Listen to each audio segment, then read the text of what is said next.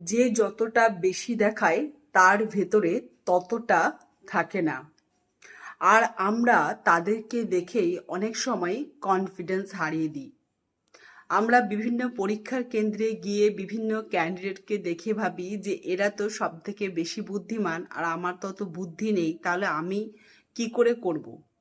আমি তো কোনোভাবে এই চাকরিটা পাবো না। আর সেখানে আমরা আমাদের কনফিডেন্স হারিয়ে দিই এবং নিজেকে ডিমোটিভেট করে দিই।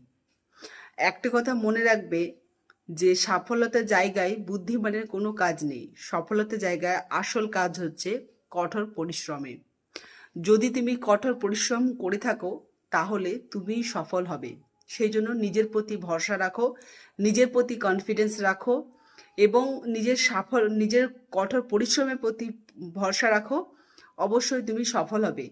নিজেকে বুদ্ধিমান ভাবো। অন্যজনকে বেশি প্রায়োরিটি না দিয়ে, অন্যজনকে বেশি গুরুত্ব না দিয়ে নিজের প্রিপারেশন, নিজের পরিশ্রমের প্রতি ভরসা রাখো যে না, তুমি অনেক পরিশ্রম করেছো, তোমার একটা সিট তোমার জন্য বুক করা থাকবেই এবং তুমি অবশ্যই চাকরিটা পাবে।